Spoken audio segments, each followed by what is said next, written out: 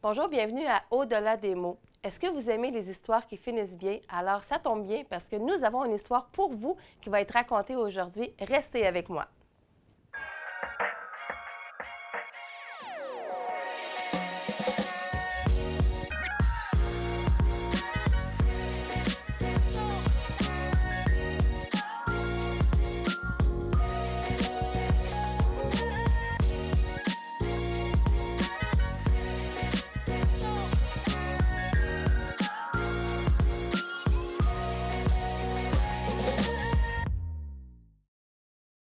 Bonjour Mani, ça va bien? Ça va très bien, merci. Écoute, je suis vraiment contente. On s'est rencontrés vitement dans un dimanche dans une église.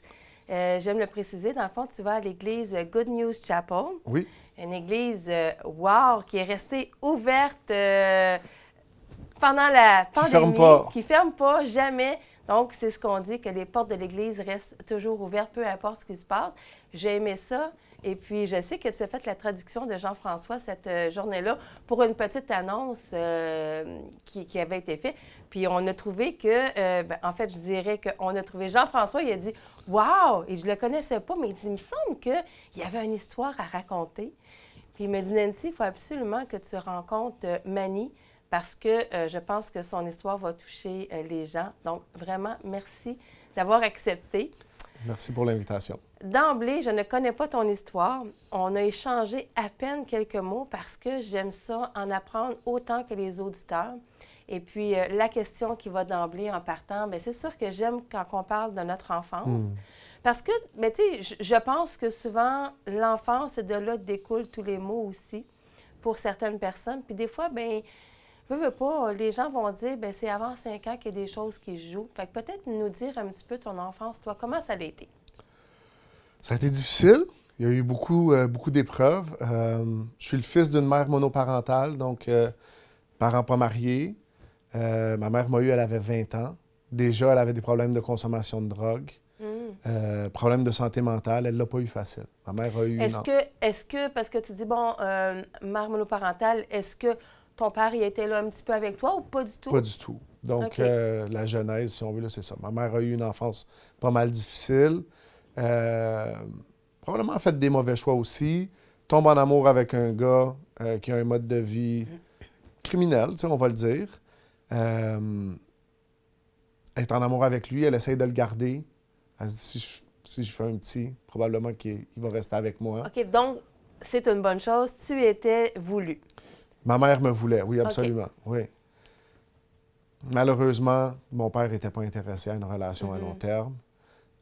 Donc, je sais qui est mon père, mais j'ai jamais eu une relation avec lui. C'est ça, c'est une question que j'allais te demander parce que, bon, tu dis que tu l'as jamais connu, mais tu sais que tu l'as pas vu quand tu étais petit, qu'il n'est pas resté à la maison.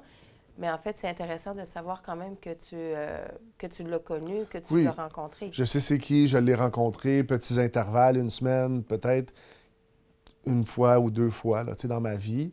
Okay. Mon père a déménagé, tu vois, en Amérique du Sud, j'avais 7 ans.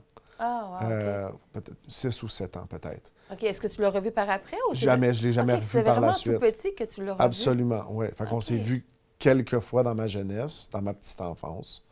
Et puis c'est ça, il est parti pour l'Amérique du Sud, puis il est décédé là-bas en 2017. Wow, OK. Ouais. Donc, je grandis, mon père est absent.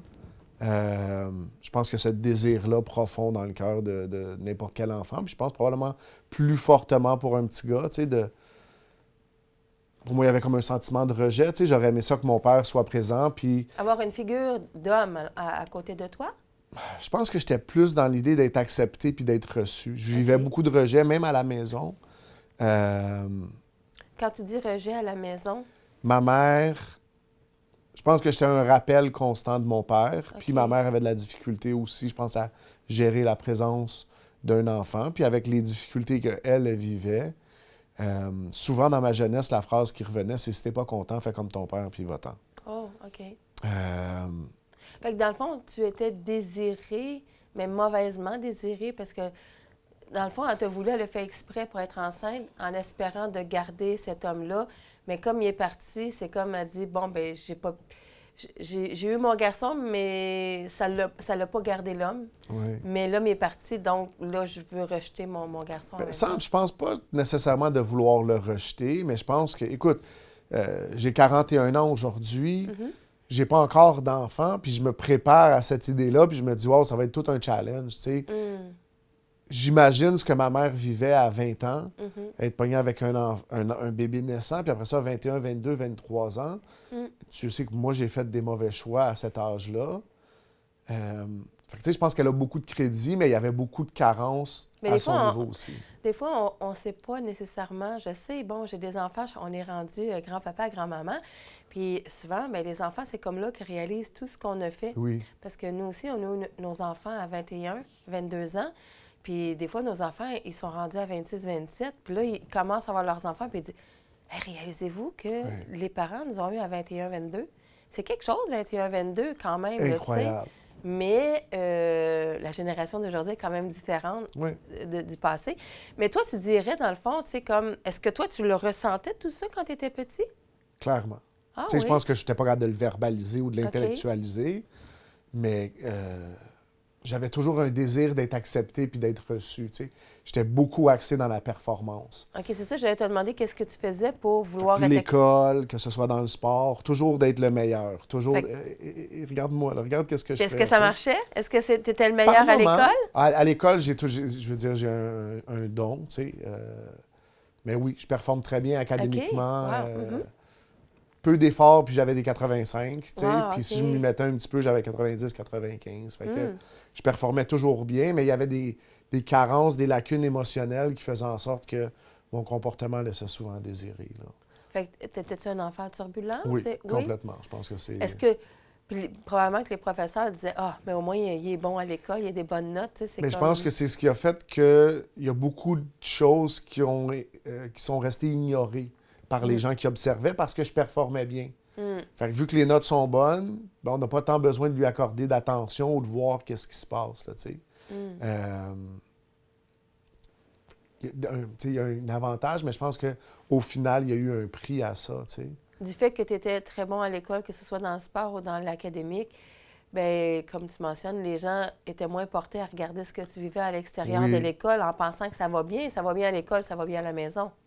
Plus ou moins, tu sais, je pense que j'étais pas un gros problème, tu sais, fait qu'on me laissait passer, puis j'ai toujours été articulé, fait que je suis capable de bien m'exprimer, puis j'étais capable de faire sembler les choses avoir l'air. T'étais juste tannant, là. Ouais, j'avais beaucoup d'énergie, puis je prenais beaucoup de place, puis je savais pas nécessairement comment être un leader positif. Je pense que j'avais cette qualité-là de leadership, mais j'avais de la difficulté à l'aider, justement, puis quand positivement. est-ce que ça a commencé à apparaître puis à dégringoler peut-être un petit peu? Parce que là, tu dis que tu arrivais à fonctionner. Rapidement, là. Je te dirais, tu sais, la première anecdote que j'aime raconter, là, moi, je me souviens, première année, je prenais l'autobus pour aller à l'école, je restais à Montréal. Première année, donc 6 ans. Oui. J'ai eu 7 ans à la fin de la première année.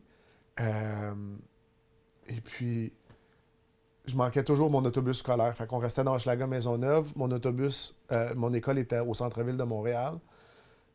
Puis ma mère, à un moment donné, elle a perdu patience. Puis elle a dit ben là, je suis tanné que tu fasses exprès de manquer l'autobus. Tu vas prendre l'autobus de la ville. T'sais. Fait que je me mets à prendre l'autobus de la ville pour aller à l'école. À 6 ans, toute seule? Oui. Wow, il y avait un autobus à prendre. Là. C'était pas comme super compliqué, mais néanmoins, je veux dire, c'était ça. T'sais.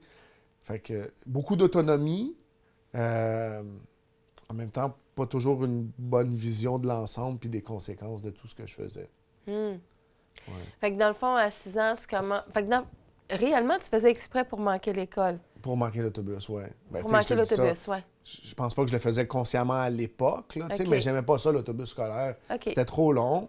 Puis, tu sais, je me souviens clairement d'avoir commencé à prendre l'autobus de la ville, puis j'étais un petit gars de 6 ans. Toutes les étudiantes secondaires, je suis devenu comme une mascotte, là, tu sais. Oui. Fait que, c'était comme... Fait que dans ça, je me sens valorisé, tu sais. Je cherche toujours des choses pour me sentir valorisé. Est-ce que ça l'aidait d'être avec des plus vieux? Ça veut dire, parce que tu parles des jeunes du secondaire. J'ai grandi avec ma mère, tu sais. Donc, c'était moi et ma mère ensemble. J'ai pas eu beaucoup de relations avec des pères, si tu veux, tu sais. Fait que c'est toujours des gens plus vieux. Puis oui, je me comportais bien avec des gens qui étaient plus vieux ou... En tout cas, j'étais capable d'être assez intéressant puis de garder leur attention pendant un petit bout de temps, tu sais. Ça, c'est valorisant pour un jeune Ben, garçon. oui, c'est ça. Je m'investis là-dedans, puis je deviens... Tu te sentais plus aimé? N'importe où, je peux avoir de l'attention, je pense. C'est là-dedans que je me garochais, tu sais. Puis à la maison, c'était pas là. Ou c'était là des fois, mais c'était difficile. Je pense qu'il y avait toujours l'image de mon père. Tu sais, je me souviens quand j'étais jeune, puis je jouais au hockey, je me disais, ben, si je faisais la Ligue nationale, je suis sûr qu'il reviendrait, tu sais. Fait que j'avais ces idées-là, Je vais ces être images-là. populaire, je vais être c'est sûr qu'il va wow. Fait revenir, que, là, tu sais. OK. Fait que je suis beaucoup, c'est ça, dans la performance. En même temps, ben, ça répond pas aux besoins. Tu sais, ça change rien à mes circonstances. Mais à cet âge-là, je pense pas que j'ai la perspective de dire « Ah, il faudrait peut-être que je change mes comportements » ou peut-être que c'est pas ça la bonne raison. Dans ma tête, c'est juste « Il faut que tu fasses mieux encore et toujours. » tu sais. Puis si on va un petit peu plus loin, Oui. quand on arrive peut-être pré-ado, je sais pas comment ça s'est passé ta vie, là, parce que, tu sais, on s'entend qu'adolescent, on commence à avoir les hormones, puis tout ça qui bouge, on a comme plus d'attentes. Fait que, s'est-tu passé un déclic dans ton adolescence? Ce que je dirais, c'est préadolescence, dans ma tête, j'identifie notre précarité financière comme étant le problème. OK. Dans ma tête, ça devient, si j'avais de l'argent, tout serait correct. Quand je vais être riche, tout va être correct. Fait que, donc, ta mère travaillait. Est-ce que ta mère travaillait? Très In and out? irrégulièrement, OK. oui. Fait que c'était encore plus difficile à ce moment-là. Ah, c'était difficile, les déménagements fréquents. Je me souviens d'avoir fait le calcul à 18 ans, j'avais eu 18 adresses. Là, tu sais. OK. Fait que déménagement fréquent, beaucoup d'insécurité, difficultés des fois relationnelles à l'école puis tout, parce que des changements d'école constants. J'ai fait 3 écoles primaires. J'ai arrêté de compter au secondaire, là, mais j'en ai peut-être fait 6-7, mettons, avant de finir mon secondaire, finalement. Fait que c'est ça, beaucoup de déménagements, beaucoup de précarité, puis j'identifie l'argent, c'est la solution. Puis j'ai peu de repères moraux. Je me souviens à peu près à l'âge de 6-7 ans, de ma mère qui m'assoit puis qui me dit « Tu peux faire n'importe quoi dans la vie tant que tu n'es pas dans la police, dans l'armée ou que tu deviens un prêtre. » Dans sa tête à elle, c'est les choses qu'on ne pouvait pas faire. Fait que ça donne un petit peu une idée de ses valeurs à elle. Donc, peu de repères moraux. Fait que je me mets à voler, jeune. Je vole des petites affaires au dépanneur. Tu voles à l'étalage, des petits trucs comme ça. Puis je vais me retrouver au secondaire à me mettre à vendre du pot. Est-ce que ta mère le savait? Pas au début. Okay. Mais ma mère consomme du pot. Donc, tu sais, moi, je me suis mis à vendre du pot, c'est pas compliqué. Ma mère avait toujours un gros sac de Ziploc de pot dans le congélateur. Pour tout ce qui manquait à la maison, il y avait toujours du pot. OK. Ça, il n'en manquait pas. Ça, il n'en manquait pas. Puis quand je suis arrivé, j'ai eu la chance d'avoir une bourse d'études pour aller au pensionnat. Wow, parce que mais mes notes étaient bonnes. T'étais vraiment bon, oui, là. j'étais vraiment bon. Fait que j'ai eu une bourse d'études. Mon comportement laissait à désirer. Ils ont coupé la bourse. Je suis revenu à la maison. Puis quand je me suis ramassé à l'école publique, puis j'ai réalisé qu'il y a du monde qui fumait ce que ma mère regardait dans le congélateur. Toi, t'avais pas touché à ça pendant... Jamais. Moi, je me souviens de ma mère qui parle avec un de ses amis puis qui dit « Il est tellement straight. » Elle me comprenait pas, tu sais, mais j'étais vraiment... Tu sais, il y a des parents, des fois, qui vont dire « Je veux tellement pas que tu deviennes comme moi. Oui. Touche pas à ça, tu vas être prêt avec ça. Regarde, tu sais. » Tu sais, des parents, oui. mais toi, ta mère, elle te trouvait straight. Je pense que ma mère avait ce même désir-là que tu exprimes. OK. Mais il y avait une difficulté de connecter avec son adolescent parce qu'elle ne comprenait pas pantoute mes intérêts. Oui, c'est vrai. Puis moi, je comprenais pas du tout son mode de vie, tu sais. Fait qu'il y avait... Mais on était très proches, fait que c'était difficile, tu sais. Fait que toi, dans le fond, tu t'es mis à vendre, mais tu n'en prenais pas. C'était juste pour l'argent. Wow, OK. Je voulais des c'est quand même vêtements, assez rare, je voulais là. des souliers. OK. Je te dirais, dans ma génération, pour la majorité... Puis tu sais, je te dis, j'en prenais pas. Rapidement, je vais me mettre à fumer du pot. OK. Puis c'est là où les choses vont s'accélérer. C'est qu'à partir du moment où je me mets à en fumer, je fais moins d'argent. Ça devient moins rentable. Je cherche d'autres opportunités de faire de l'argent. Parce que là, quand je me mets à faire de l'argent, je peux m'acheter des beaux vêtements, je deviens plus populaire. Tout cet ego-là, ce besoin de remplir de l'extérieur, si tu veux, plutôt que de confronter le mal-être intérieur. Est-ce que ça t'arrivait d'aider ta mère de cette façon-là? Oui, oui, oui. Tu sais, j'essayais du mieux que je peux que ce soit un petit peu de payer des billes ou, tu sais, on comblait, là, tu sais, puis on mangeait aussi, tu sais. Fait que ça faisait peut-être en sorte aussi que tu appréciais le fait de continuer à faire ça, puisque si tu aidais ta mère, elle devait avoir une appréciation, puis là, ça te remplissait un peu plus, ou pas du tout, tu voyais pas ça non plus? Je pense que c'était plus de juste combler un besoin. Je pense pas OK. que c'était vraiment de l'altruisme comme tel, OK, mais vraiment juste de dire, bon, on a besoin de ça, bon, ben, je vais l'acheter, tu sais. OK. T'as besoin d'argent, ben prends 100$. Tu comprends ce que je veux dire? C'était plus ça la dynamique. Mais donc, rapidement, à l'âge de 16-17 ans, je vais passer du pot à vendre du crack. Un ami va me présenter quelqu'un, puis je vais me ramasser au centre-ville de Montréal. Puis je me mets à vendre du crack. Puis là, l'argent, il est beaucoup plus significatif. C'était ça ton but? De Moi, faire c'est plus de juste sous? l'argent. Moi, il n'y a aucune question autre que c'est quoi l'aspect pécunier de la chose. Est-ce que tu t'étais informé avant, savoir c'était quoi, qu'est-ce que ça faisait et tout ça? Zéro. Zéro. Moi, je te dis, puis tu sais, aujourd'hui, je peux te dire ça, je suis quelqu'un de très sensible. À l'époque, je ne le suis pas. Puis de par les relations que j'ai à la maison, mais aussi comme proche, j'arrive rapidement à un point où je me déconnecte un petit peu de ces émotions-là. Puis je me refroidis progressivement. Puis je sens plus rien, puis je suis valorisé là-dedans. T'sais. Mes amis disent « Ah, Manny, c'est une machine. N'importe quoi qui arrive, il n'y a rien qui le dérange, il n'y a rien qui l'affecte, c'est un tough. » Il est capable. Oui.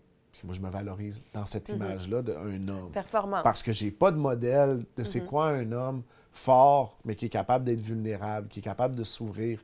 Donc, c'est ça, dans l'absence de modèle, de l'absence d'un modèle masculin, j'avais aucune idée qu'un homme pouvait être aussi fort, mais en même temps sensible, tendre, vulnérable. Dans ma tête, j'étais comme d'un film, là, tu sais. Puis à cette époque-là, j'écoutais du rap aussi. Fait que je pense que ça avait un gros impact sur cette idée-là de un homme, ça frappe, ça prend de la place, puis c'est... Puis ça pleure pas. Exactement, tu sais. Puis à la maison, c'était aussi un petit peu la même chose. J'avais le droit d'être content ou d'être fâché. Mais d'avoir peur ou d'être triste, c'était pas des émotions qui étaient super bien reçues, tu sais. Est-ce que ta mère le savait que tu avais commencé à vendre du crack au lieu du pot? Je vais te raconter l'histoire. Ma mère avait l'habitude de venir... Je rentrais tard, fait que je me levais tard. Ma mère avait l'habitude de venir me voir le matin, puis de dire « T'as-tu quelque chose pour moi? » Puis là, je disais « Fouille dans mes poches, là. Prends un sac, puis c'est correct. » De potes, tu sais. Wow, OK. Fait que c'était comme une habitude. Puis quand je me suis mis à vendre du crack, ben elle continuait la même chose, elle me l'a demandé. Puis des fois, j'en avais parce que j'en fumais, mais de plus en plus, j'en avais pas.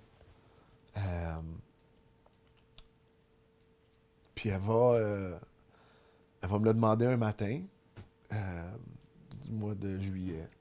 Puis elle va me dire... puis là, je vais lui dire non, j'en ai pas encore. T'sais. Puis là, elle va péter une coche. Elle dit « Quelle sorte de vendeur de potes que t'es? T'as jamais rien. Comment ça que t'as jamais de stock? » Puis là, je lui explique que je vends plus de potes, que je vends du crack. Puis là, sa réaction, moi, je l'avais pas envisagée, mais sa réaction est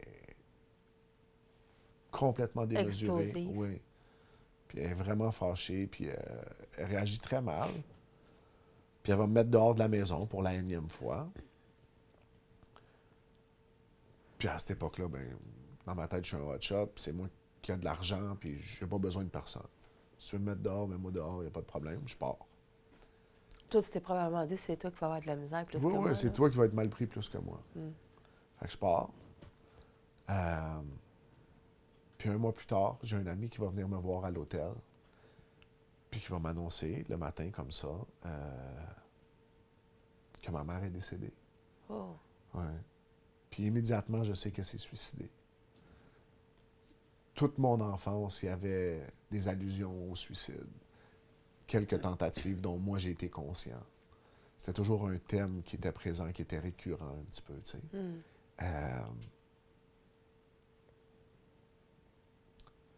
Fait que c'est ça. Ma mère meurt. Est-ce que tu t'es demandé... Parce que là, tu as été quand même un mois sans la voir. Ouais. Tu n'avais pas de nouvelles, rien.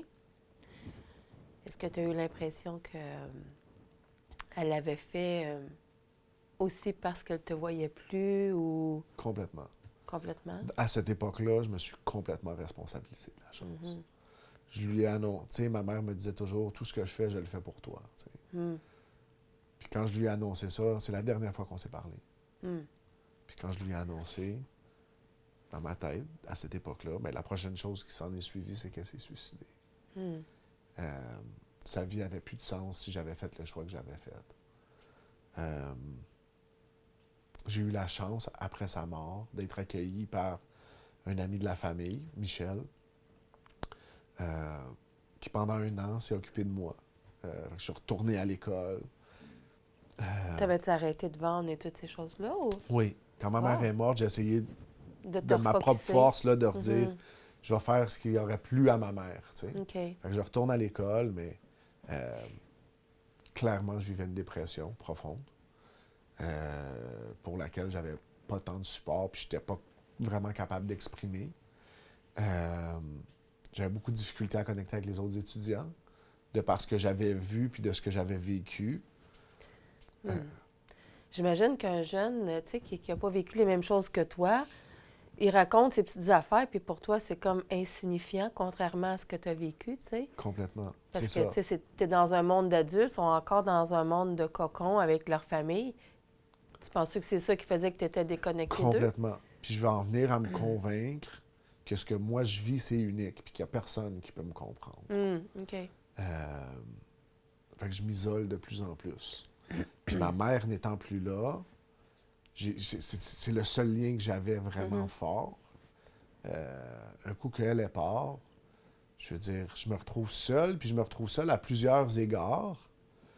Un d'entre eux qui est de dire, ben, j'ai plus de compte à rendre à personne. Fait que je vais essayer d'aller à l'école pendant cette année-là. Je vais finir mon secondaire 4. Mais il y a des choses qui me travaillent, puis je suis fatigant, puis Michel qui m'a accueilli, c'est un homme dans la quarantaine qui est célibataire, là, tu sais. Fait qu'il l'a fait de bon cœur, mais il n'est pas tant équipé à être le père d'un adolescent qui vit beaucoup de problèmes, tu sais.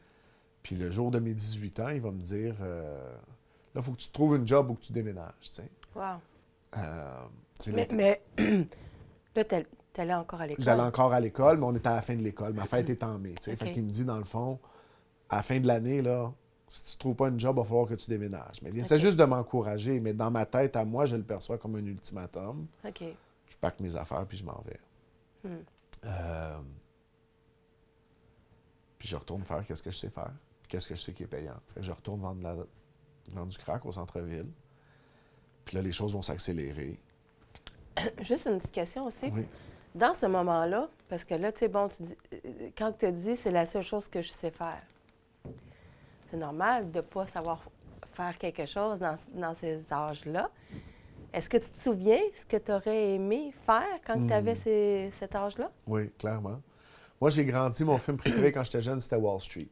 OK. Fait que j'ai grandi, tous mes amis ils aimaient Scarface, ils voulaient tous être des bandits. Moi, j'aimais Wall Street. Je veux dire, moi, là, il y a des scènes dans ma... Je le dis, là, puis je vois les... Fait que j'ai toujours eu une passion pour la finance. Ces choses-là, là, c'est vraiment toujours. Fait que oui, c'était mon rêve. Fait que dans le fond, tu voulais être un homme d'affaires en finance. Toujours. Mais là, tu jouais avec une finance qui était différente, mais tu avais peut-être l'impression de... Bien, puis plus encore, je me vendais le mensonge que c'était la seule façon que j'avais d'être impliqué dans le commerce ou dans les affaires. OK. C'était la seule porte que je connaissais qui m'était ouverte. Fait que je m'investis là-dedans, puis dans ma tête, ben, je bâtis ma business. Tu sais, c'est vraiment comme ça que je l'approche. Fait que là, tu es parti de chez Michel, tu retombes dedans, ça recommence de plus belle. Oui.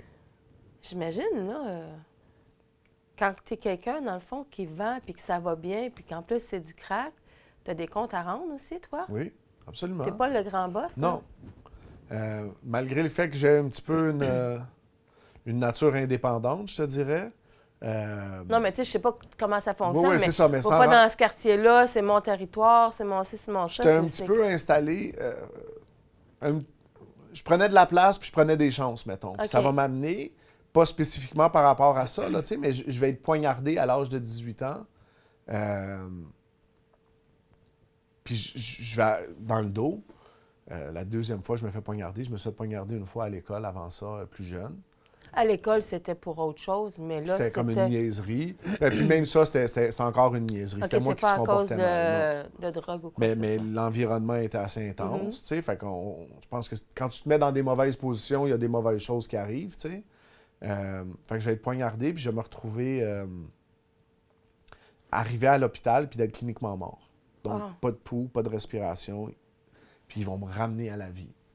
Ils vont faire une thoracotomie, ils vont me ramancher. J'ai une cicatrice d'à peu près 2 pieds dans le dos. Tu sais, il y a un miracle, il y a quelque chose qui se passe à ce moment-là, puis je réussis pas à accrocher puis à le percevoir. Tu le réalises pas encore? Pas du tout. Puis je continue à faire ce que je faisais.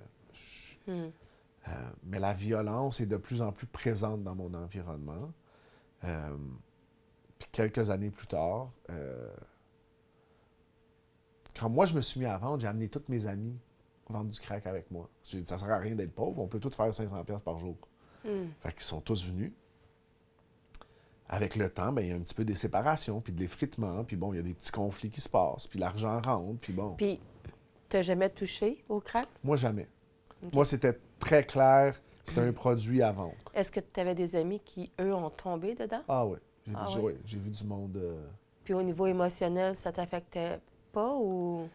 J'étais complètement inaffecté émotionnellement. Ouais, exactement. J'étais... Tu sais, puis si on rentre dans ce point-là, là, tu sais, il y a une souffrance profonde. Vendre du crack, là, tu vois les gens dépérir devant toi, là... Incroyable, là. Au quotidien. Il faut qu'il y ait quelque chose de déconnecté profondément pour être capable de faire ça à des gens. Tu empoisonnes les gens pour ton propre profit. Fait que écoute, j'étais complètement... Ça déforme, là, tu sais, ça déforme le visage, ça déforme... Ah oui, puis ça arrive vite. Wow. Ça arrive vite, là. Je veux dire, je peux penser à certaines personnes, puis ce qui se passe, c'est qu'il n'y a personne qui est immunisé à ça, si on veut. Fait que tu as des gens qui arrivent de des bonnes situations. Je suis au centre-ville de Montréal, ils font le party un petit peu. Oups, ils rencontrent quelqu'un, ils disent « Ah, essaye ça, il essaye ça. » Puis là, tu as les moyens de te le permettre pendant la première semaine. Fait que là, tu fais le party. Mais là, tu es accro. Puis, ils sont là. Puis là, tu vois, là, le gars, il arrivait avec une auto, il a vendu son auto, il y avait un appart, il n'y a plus d'appart, il est dans la rue, puis ça se passe dans l'espace d'un été. Là. Wow. C'est fou. C'est fou, la destruction qui se passe là-dedans. Là. Je veux dire,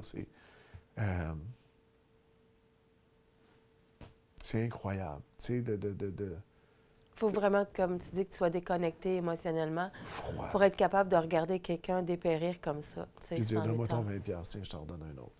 Ouais. Tiens, je t'en redonne un autre. Tu sais, c'est... Qu'est-ce qui t'a amené ou obligé à tout arrêter ça? Je t'explique. Un ancien ami qui est encore un revendeur aussi, qui fait la même chose que moi, puis on a eu un conflit, puis il s'est mis à fournir certains des gars qui vendaient pour moi. Donc, quand je suis arrivé à 21 ans, j'avais un bon réseau, j'avais une équipe, le monde travaillait. Puis il s'est mis à fournir un de mes vendeurs. Puis à ce moment-là, on parle de froideur, on parle de déconnexion, puis je l'ai vu vraiment comme une transaction. Puis il y a des règles dans le game. Tu n'es pas supposé de faire ça. C'est quoi la conséquence? Oui, ton territoire, tes choses. J'ai choisi de le tuer. Puis ça a été C'était prémédité pour toi, complètement. Là. Ah oui, OK. Il y avait un problème. J'ai identifié le problème. J'ai trouvé une solution. Je me suis couché, puis le lendemain, je suis allé l'assassiner. OK. Je suis allé le chercher chez lui. Je l'ai amené dans une voiture. On est allé dans le bois. Il savait que c'était pour ça? Ben, je ne lui ai pas dit clairement, là, mais... Tu as dit, viens, on va aller faire un tour, là, il faut qu'on se parle. parle. C'est exactement. Okay. Fait que, je pense que lui, dans sa tête... Puis je te dirais, pour avoir été dans des situations un peu similaires moi-même, tu veux pas enflammer la situation. Fait que tu suis un petit peu en te disant, mais j'espère que ça finira pas trop mal. Si c'est une coupe de table sur la gueule, ben au moins, ce sera juste ça. Mais dans ma tête, j'étais tellement décidé, je me voyais pas retourner en arrière. Tu comprends? Fait qu'à partir du moment où on est arrivé là, je l'ai abattu, puis je l'ai laissé mourir. dans le bois, tout seul. Est-ce qu'il y a eu un moment où un moment de lucidité où tu as dit, ben voyons donc, qu'est-ce que je fais là? Trop tard? Pas avant beaucoup d'années plus tard. Ah oui? Ouais. Fait que c'est vraiment une déconnexion, là. Complètement. Fait que, tu sais, dans le fond, tu sais, moi, dans ma tête, personnellement, je pensais que quelqu'un qui décide de faire ça, bien, sur le coup même, s'il le fait parce qu'il est en colère, bien, la colère, à un moment donné, elle descend. Oui. Puis là, tu fais comme, ben voyons, mais toi, ça a comme pas passé. Il n'y avait pas de colère. C'était vraiment froid et transactionnel. Tu sais, je veux dire, après ça, je peux te dire aujourd'hui, en rétrospective, qu'est-ce qui se passait probablement en moi. Tu sais, ma notion identitaire était liée au fait que j'avais une business puis que je faisais de l'argent. Fait que tous mes amis, toutes mes relations étaient centrées autour de ça, puis lui, il est venu mettre ça en péril. Quand il met ça en péril, je pense que instinctuellement, je me suis senti attaqué. Fait que c'était comme une réaction pour protéger ce qui était... Bien, c'est que je suis tellement à l'extérieur de moi-même. Je suis tellement incapable de concevoir moi-même ce que moi je ressens. Encore bien moins ce qu'un autre ressent. Encore bien moins ce que sa famille, ses amis, ses proches. C'est même pas des choses... Tu sais, tu me dis quand est-ce que tu en es venu conscient. Mais moi, je pensais plus... Peut-être pas penser à la personne que tu es en train de tuer, mais plus de dire... Je trouve ça quand même incroyable à quel point le mal peut...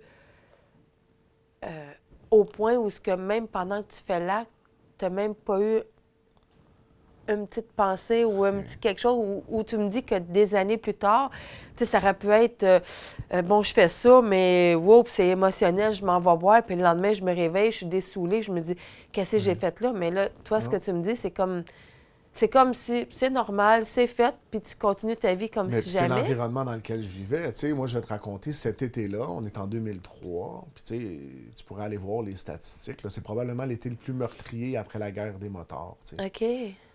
Mais moi, j'ai 2 amis qui se sont fait tuer. J'ai d'autres amis qui ont tué d'autres personnes.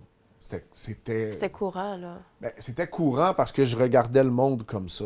Tu comprends ce que je veux dire? J'avais des œillères, puis je choisissais de ne pas regarder le reste. Fait que je me confortais dans ma perception, tu sais. Est-ce que c'était courant? Non, mais la violence est... pour autant, il y a des problèmes aujourd'hui au niveau de la violence dans les rues, si on veut, là. Si on fait l'exercice de regarder il y a 20 ans, c'était pire. Là, j'imagine que tu te ramasses en prison, mais est-ce que tout de suite, tu as été la personne que les gens ont soupçonnée? Est-ce que ça a pris du temps? Est-ce que ça... Ça va prendre 2 mois avant qu'ils trouvent le corps. Quand même. Fait qu'un de mes complices va leur montrer où le corps. Quand tu dis ton complice, il n'y avait Donc, pas personne avec toi? Oui, il y avait des gens qui étaient avec moi. Ah, oui. OK, tu n'étais Fait que mes pas partie associés. toute seule. D'accord. Exactement. OK. Lui, il dit, je suis pas capable. Lui, contrairement à toi, il a dit, Lui, je il suis s'est pas fait capable. arrêter pour une autre cause. Puis il n'a pas été capable de garder Ben, ça il a pour dit lui. non, je vais vous donner ça pour que vous me laissiez partir Oh, sur cette d'accord. cause-là. OK. Délateur, c'est ça. OK. Oui. Mais en même temps, tu sais, puis pour moi, c'est important juste de le mentionner, tu sais, parce qu'on souvent, on dit le terme délateur. Mais c'est moi qui l'ai placé dans cette situation. Certain. Tu Oui, comprends? ben Tu sais, oui. oui, c'était mon chum. Est-ce que les gens le savaient, ceux qui t'accompagnaient, Ils que tu allais faire ils ça? savaient que j'allais le faire, mais je pense qu'il y a une grande nuance entre je t'entends dire que tu vas aller tuer quelqu'un, puis Ouais. je crois que tu vas aller tuer quelqu'un. Oui, c'est vrai. Il y en a peut-être qui se sont dit, il va y faire Les deux une qui grande étaient avec peur. moi, mes puis- 2 chums qui étaient avec moi, je suis convaincu aujourd'hui qu'ils se sont dit, ben, il le fera pas. Ouais. Puis quand c'est arrivé, on dit, ah non, il l'a fait. OK, fait que tu avais, c'est ça, des Tu personnes comprends ce que avec je veux toi. dire? Fait que là, Mais tu sais, en même temps, on connaît la fin de l'histoire aujourd'hui. C'est une bonne chose que la personne ait dit qui tu étais, tu sais. ben, tu sais, Romains 8, 28, là, tu sais, toutes choses Ah ouais. concordent pour le bien de ceux qui aiment Dieu, puis Oui, qui sont exactement. appelés, là, mais... Fait que dans le fond, lui, il mentionne, OK, je vais vous Il donner leur un nom donne de le quelqu'un. corps, fait que je suis arrêté 1 mois plus tard. Donc, le 9 décembre 2003, je me fais arrêter. Je vais être accusé de meurtre au premier degré. Je vais avoir un procès en 2005 Oh, OK. où je suis reconnu coupable de meurtre au Ouais. premier degré, sentencé à la prison à perpétuité, sans possibilité de libération conditionnelle avant 25 ans. OK. Euh, C'est-tu vrai que quand on entend ça, ça veut dire que c'est à peu près 12 ans?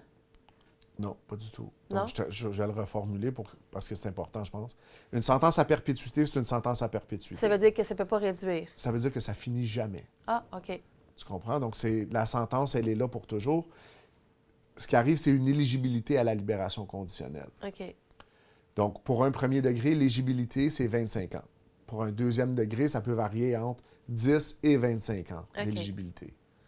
Je me retrouve au pénitencier. Au pénitencier, je continue de faire la même chose que je faisais quand j'étais à l'extérieur. Ah oui? Trafic de drogue à l'intérieur des murs. OK, des fois, on pense que c'est d'un film, mais non. Non. Il y en a vraiment autant à l'intérieur qu'à l'extérieur. Ben, peut-être pas autant, mais il y en a. OK. Il y en a.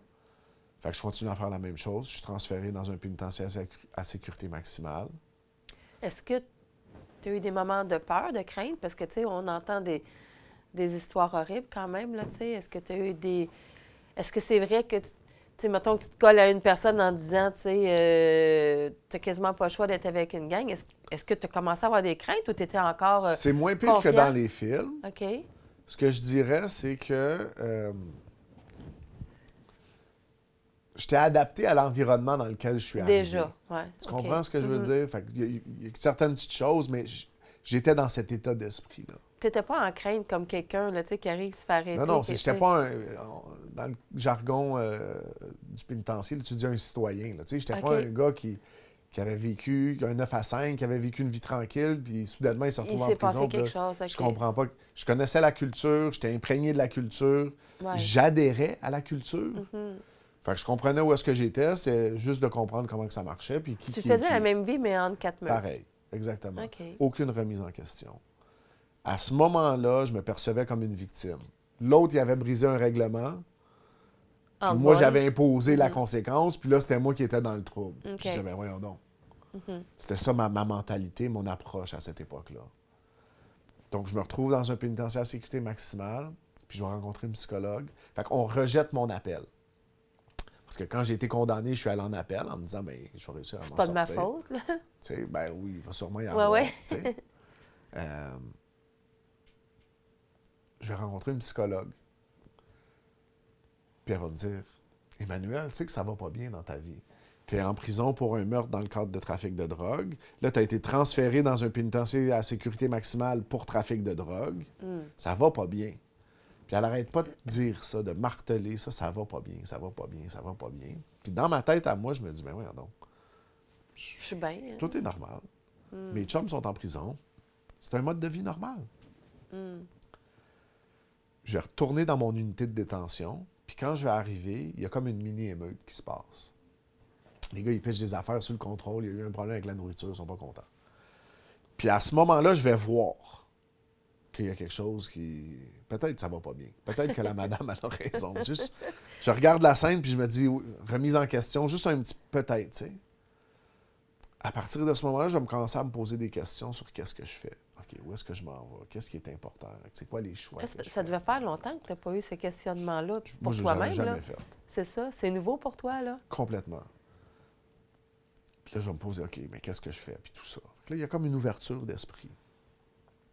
Le temps va passer, je vais transférer dans un pénitencier à sécurité médium.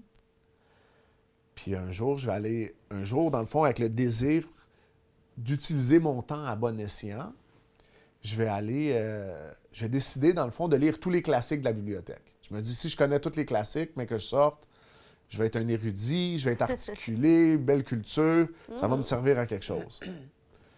Je rentre à la bibliothèque, puis en rentrant, je vois un livre. C'est un livre de Hemingway. C'est écrit Hemingway sur le livre. Fait que je le prends. C'est assez pour moi. Je connais le nom. Hemingway, j'ai déjà entendu le nom. Le livre s'appelle For Whom the Bell Tolls. Pour qui sonne le glas. Puis je vais prendre le livre, puis je vais sortir. Puis je vais l'ouvrir. Je commence à le feuilleter. Puis en dedans, il y a une citation. Puis dans la citation, ça dit, puis je traduis librement, là, mais nul n'est une île entier en lui-même. Chacun fait partie du tout ou du continent. De la même façon, si une motte de terre devait se détacher de l'Angleterre, l'Europe s'en trouverait amoindrie. Puis il y a cette phrase-là qui dit « La mort de tout homme m'amoindrit parce que je suis impliqué dans l'humanité. Wow. » Puis pour la première fois, je réalise que, je suis impliqué dans l'humanité. J'ai toujours été en conflit ou en compétition avec l'humanité. Pour moi, tout le monde est soit une proie ou un prédateur. Fait que je suis toujours en compétition. Puis je réalise plus encore que la mort que j'ai causée m'affecte moi, en dehors des conséquences que la société m'a imposées. Dans le fond, tu réalises tout ça, mais toute seule. Oui. Avec un livre dans un corridor. Ben, tout seul. Aujourd'hui, je peux te dire, tu sais, comme le Saint-Esprit mais ce que je veux dire, c'est que c'était mais pas devant la psychologue ou un rien du prêtre ou tout. quelqu'un qui t'a Rien parlé. du C'est tout. vraiment toi avec la Je lecture vois que ça, tu as puis je vois cette choisie. phrase-là, puis là, je dis « Wow! » C'est une citation de John Donne qui date des années 1600 à peu près. Là. C'est super vieux. Et là, j'ai un désir de parler de ça, puis la citation est en anglais. Puis justement, au pénitencier, j'ai une psychologue, j'ai un criminologue, j'ai toutes les logs, tu sais. Mais ils sont tous francophones. La seule personne que je connais qui est anglophone, avec qui je pourrais en parler, c'est l'aumônier protestant que j'ai croisé quelques fois dans le cadre d'activités ou Mais quoi toi, que ce tu parles soit. français, là. Moi, je parle français, mais je parle anglais tout aussi bien. Fait que le livre que Mais j'ai dans choisi le est en pénitencier, anglais. tu parlais français Je suis au là-bas. pénitencier au Québec. Fait que c'est sûr OK, que OK. tout est en français, mais ma citation est en anglais. Tu voulais parler J'ai en besoin anglais de parler de de cette cette citation-là. citation-là. Ça me semble à peu près spirituel. J'ai envoyé une requête à l'aumônier. J'ai trouvé ça, j'aimerais ça en parler. Cet homme-là, David Chance, je vais le nommer parce que c'est un homme extraordinaire, il va me rencontrer pendant 6 mois, puis il va me parler, puis il va m'écouter plus qu'il me parle, je pense, tu sais. Puis à chaque fois que je lui raconte mes histoires ou mes problèmes, il va me parler d'une situation similaire que lui a vécue. Puis il va me dire ce que Dieu a fait pour lui. Ou il va me dire comment il est allé à Dieu, puis comment Dieu l'a aidé dans telle circonstance. Ou il va me parler d'un verset. Puis moi, j'ai grandi dans un milieu athée. Je ne suis pas tant intéressé par tout ça. Mais je viens curieux de son Dieu. Il m'en parle, puis petit à petit, je me dis, mais il y a quelque chose qui se passe. De son Dieu, en tout cas, il a de l'air intéressant. Puis il m'invite à la chapelle. Puis je refuse d'y aller parce qu'il y a plein de bénévoles, puis je comprends pas trop qu'est-ce qui se passe. Donc, je suis invité à la chapelle. Il y a toujours plein de bénévoles, puis je trouve ça super intimidant. Je comprends pas la dynamique. Pour moi, les relations, c'est toujours transactionnel. Fait que si je sais ce que je prends de toi ou ce que tu veux de moi, je peux comprendre. Ces gens-là, sont souriants, puis je sais pas pourquoi ils sont là. Je comprends pas, fait que ça m'intimide un petit peu. Fait que je refuse d'y aller. Par un concours de circonstances, je vais me ramasser à la chapelle. Un soir, finalement, il y a un autre détenu qui m'a demandé d'y aller. Puis je m'étais engagé, fait en voulant respecter ma parole, j'y vais. Puis ce soir-là, il y a un homme qui s'appelle Danny Lorenzen qui prêche le message. Puis à la fin de son message, il va faire un appel au salut, avec toutes les têtes baissées. Si vous voulez accepter Jésus, levez la main. Puis je veux accepter Jésus. Mais c'est sûr que je ne lèverai pas ma main. OK. J'ai pas le courage de le faire. Mais tu avais envie d'accepter. Complètement. Je sais que j'en ai besoin. Puis là, ça faisait 6 mois que 6 tu en mois entendais que j'entends parler. parler de ce Dieu-là, puis je sais que je veux le Tu veux connaître. te sentir bien. Je veux là. une relation. Puis il dit, après son message, il dit, pour une raison ou pour une autre, vous n'êtes pas venu en avant. Allez parler à un bénévole. Fait que je vais aller voir un bénévole. Puis il va me demander, il dit, est-ce que tu as déjà accepté Jésus? Là, je dis non. Il dit, est-ce que tu veux l'accepter? Je dis oui, mais je suis pas prêt. Puis sa réaction, c'est la même que toi. Il va se mettre à rire de moi, mais il rit de moi. Tu sais. Puis il va dire, c'est quoi ton plan pour te préparer pour que Dieu, le créateur de l'univers, envoie son Fils mourir pour toi? Quelles étapes tu es en train de prendre pour te préparer pour ça? Là, je n'ai pas de réponse. Mais tu comprends pas, j'ai tué quelqu'un. Je me dis, il va me laisser tranquille. Il rit encore. Puis il marche, c'est peut-être les 6-8 pas qu'il a à faire. Il y a un petit comptoir, puis il ramasse un Nouveau Testament des Gédéons. Puis il va l'ouvrir à Acte 7, le meurtre d'Étienne. Puis on va lire le meurtre d'Étienne, puis on va lire à la fin le premier verset de Acte 8. Et Saul consentit à son meurtre. Puis il va m'expliquer que Saul est un meurtrier. Puis que Saul est aussi Paul. Puis qu'il a écrit le 2/3 du Nouveau Testament. Puis là, il va me dire, c'est quoi ton excuse? Être un meurtrier, ça ne te disqualifie pas. Puis s'il y a quelqu'un qui a déjà été dans la vente, tout le monde sait, quand il n'y a plus d'objection, on signe. J'ai prié la prière avec lui. Je suis retourné dans ma cellule ce soir-là. J'ai lu Acte 9, Acte 10. Puis jour après jour, j'ai continué à lire. Puis j'ai appris. Tu sais, j'avais grandi avec des valeurs tellement déphasées, tellement marginal. Moi, je me souviens avoir fait une étude biblique au début, là, sur les fruits de l'esprit et les fruits de la chair. Je ne le savais pas. Les fruits de l'esprit, les fruits de la chair. Moi, j'avais grandi dans un environnement où si je m'étais saoulé, je m'étais battu puis que j'avais couché avec une fille, c'était une bonne soirée. Tu comprends? C'était ça, Oui. c'était ça qui était valorisé. Fruits de la chair. Je ne savais pas qu'il y avait la paix, la joie, l'amour, la gentillesse. Je connaissais pas ces choses-là. Fait que tranquillement, pas vite, je change ma perspective. Je change ma vision des choses. Là, je suis encore au pénitencier, là. J'arrête de fumer. Il y avait de l'alcool aussi, fait que j'arrête de boire. Puis je commence là, à prendre des décisions. Fait que le résultat, c'est que mes chums me trouvent bizarre. Mais il y a certaines personnes qui voient ma démarche puis qui la respectent. Même si elles ne comprennent pas puis qui ne me suivent pas, mais qui la respectent. Le temps va passer. Puis là, ben, mon comportement est meilleur. Parce qu'évidemment, il y a des fruits qui sont là. Je vais transférer dans un établissement à sécurité minimum. À travers ce temps-là, Danny Lorenzen va être avec moi pendant à peu près 3-4 ans. Après que j'ai donné ma vie à Jésus, ils vont continuer le ministère de l'Église, de Good News Chapel. Le ministère de prison va continuer à venir. Puis à un moment donné, on va changer les jours des services, puis on va passer d'un dimanche au jeudi. Puis ce groupe-là de bénévoles va arrêter de venir. Quelques années plus tard, pendant que je suis au minimum, ils vont venir visiter un autre détenu. Lui puis une autre dame qui s'appelle Lucie Conte, une dame extraordinaire, qui elle aussi a fait un ministère de prison, qui va en République dominicaine, qui fait des choses exceptionnelles pour le Seigneur. Puis je vais tomber face à face avec eux. Puis même ça, c'est encore un autre miracle. Je veux dire, le fait de rencontrer ces gens-là, le campus là, sur un pénitencier sécurité minimum, c'est très grand. Puis à ce moment-là, ben, j'ai le droit d'avoir des permissions de sortie. Fait que je peux sortir pour une journée si je suis accompagné. Puis là, ça faisait combien de temps? Si tu commences à avoir des permissions, ça veut dire que ça fait combien À de ce temps? moment-là, j'ai environ une 12aine d'années de fête, je te dirais. Ah, quand même, hein? Oui. Oui. Donc, tu vois, à 9 ans, donc si on veut passer les dates, mettons, là, j'ai été condamné en 2005. En 2012, janvier 2012, je vais accepter le Seigneur.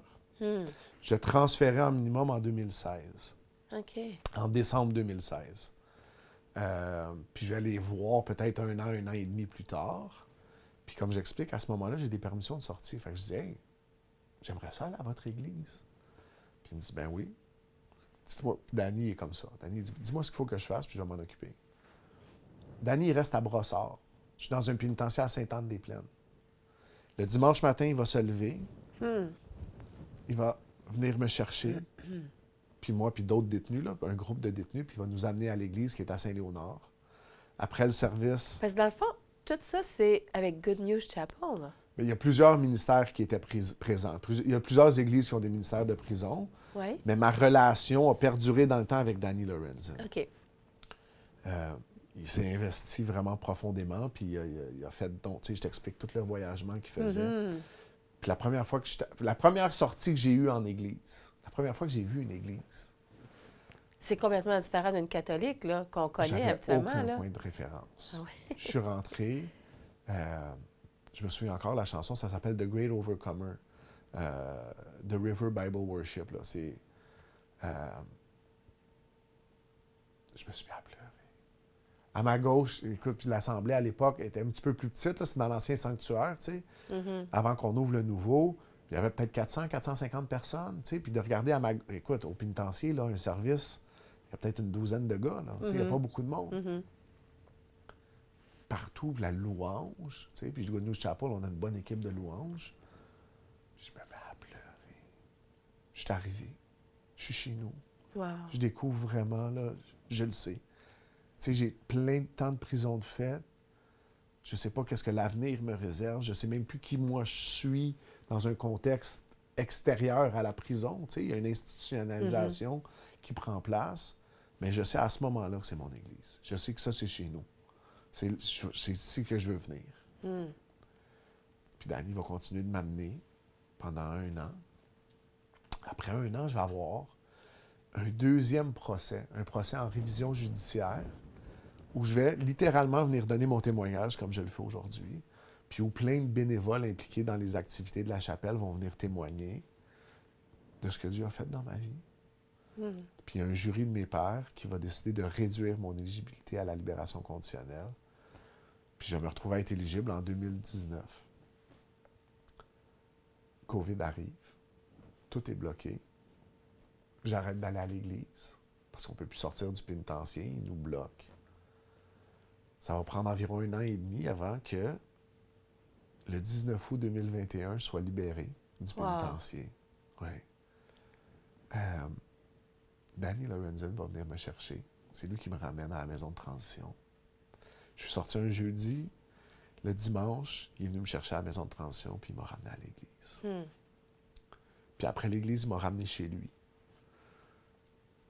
Puis j'ai mangé là avec toute sa famille, son épouse, sa fille, son mari, leurs enfants. Quand j'étais en prison, je vais juste faire un retour, mais tu me demandais c'était quoi mon rêve de petit gars. Puis quand j'ai compris ma relation avec Dieu, puis j'ai compris que Dieu était capable d'ouvrir toutes les portes,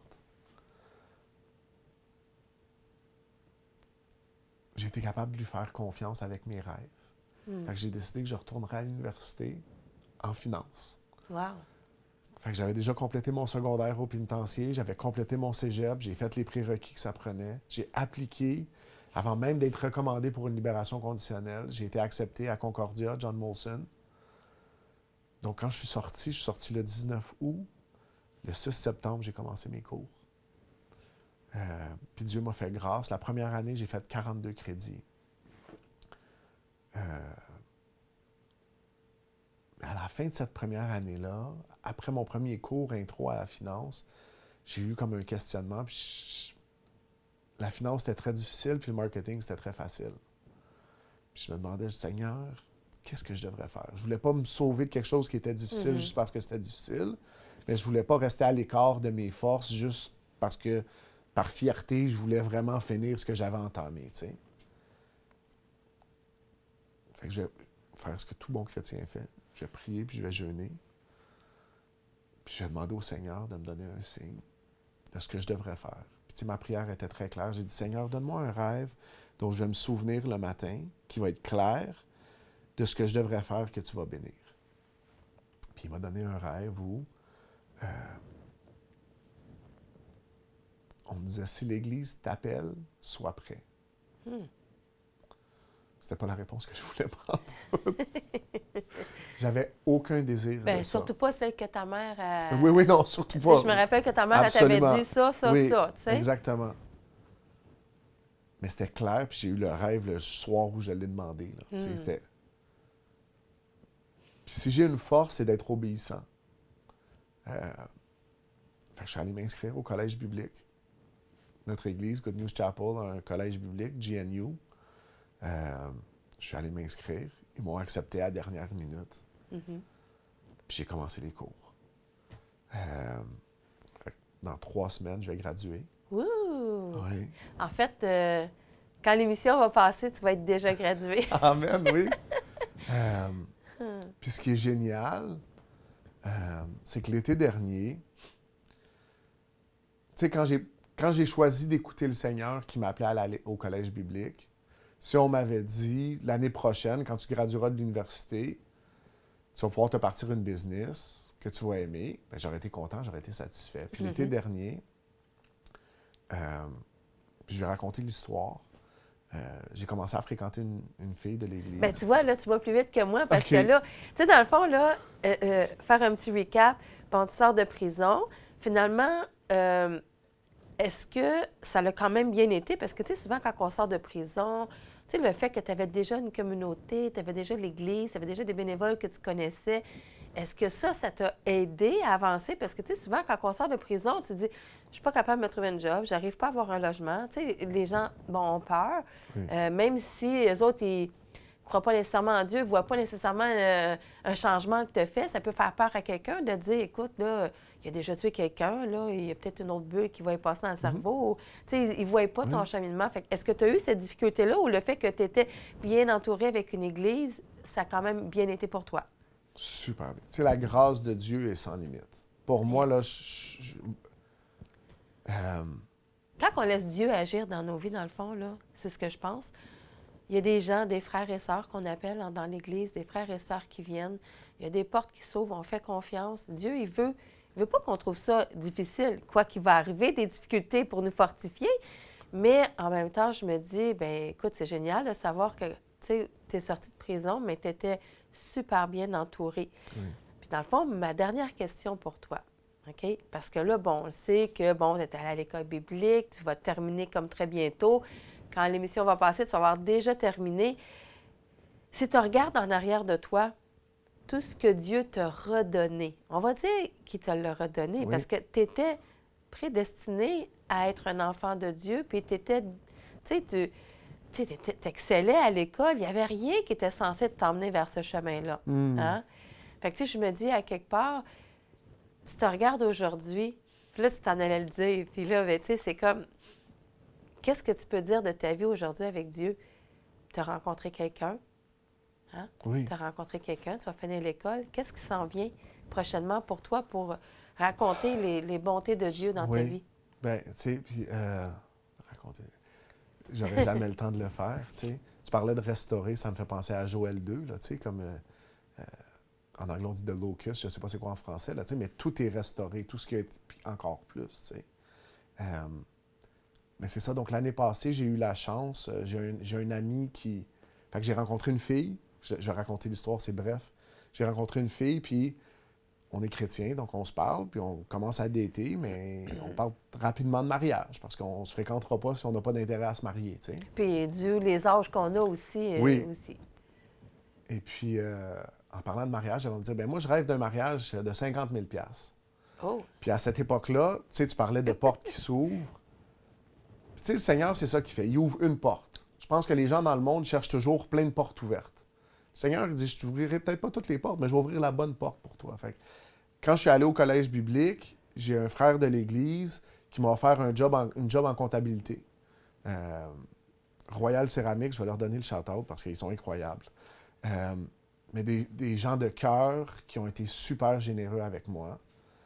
Mais je ne faisais pas un gros salaire, là, tu sais. Payer un mariage à 50 000 $, je ne pouvais pas l'envisager. Je lui ai dit ça.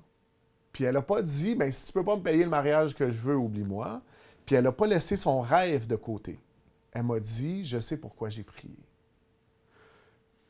Puis j'ai eu là-dedans une force qui est venue me fortifier de dire, mais si elle a prié pour ça, je vais joindre ma foi à la sienne, puis on va croire pour ça. Je me suis mis à regarder des opportunités d'affaires, tu sais. Puis j'avais un ami qui faisait... il y avait une agence de gestion de réseaux sociaux. Fait qu'il fait de la création de contenu pour des entrepreneurs. Puis il faisait du bel argent, tu sais. Ça fonctionnait bien, sa business. Fait que je me suis mis à m'intéresser, puis à en apprendre. Puis j'ai dit, bien, qu'est-ce que tu penserais si je partais mon agence? Est-ce que tu me donnerais un petit coup de main? Il dit, oui, je vais t'aider. Puis quelques mois plus tard, lui, il a senti l'appel du Seigneur sur sa vie. Puis un petit peu comme Élisée l'a fait, il a laissé tout tomber. Il a dit, tu sais quoi, pour moi, le Seigneur m'a rendu ça clair, il faut que je lâche tout. Il dit, je vais te donner ma liste de clients. Fait que je me suis ramassé avec une business au moment où j'aurais dû graduer de l'université. OK. De création de contenu qui me met en contact avec des entrepreneurs de plein de milieux différents, où je peux être créatif, puis qui me permettent de donner du travail à d'autres étudiants qui sont avec moi au collège biblique.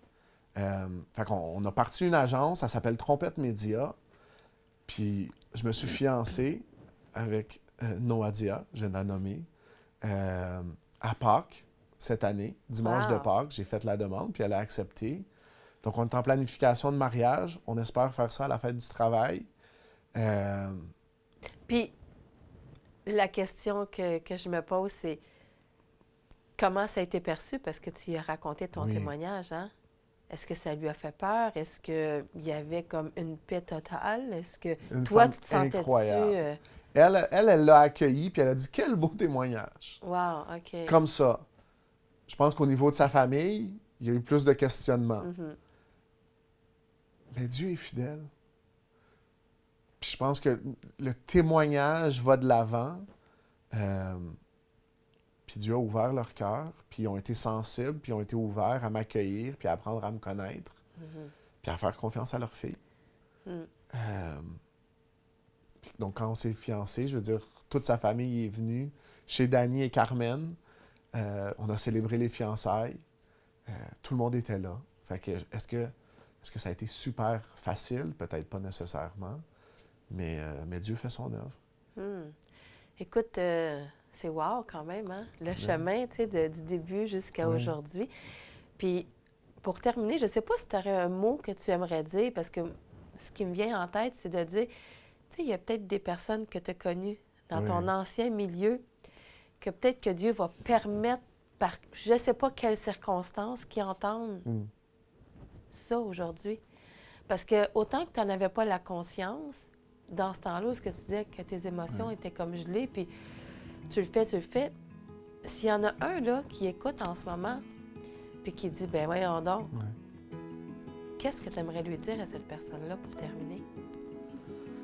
Je dirais, Dieu t'aime, puis il y a un plan pour ta vie, il y a un plan pour la vie de n'importe qui m'entend, qui nous écoute aujourd'hui. Puis tout ce qu'il nous demande, c'est de, tu sais, on dit se repentir, c'est changer de direction, c'est de laisser de côté notre péché. Jésus est mort pour notre péché, on est pardonné. Donc, c'est de vivre, puis c'est de marcher dans ce pardon-là, dans cette liberté-là qu'il nous offre.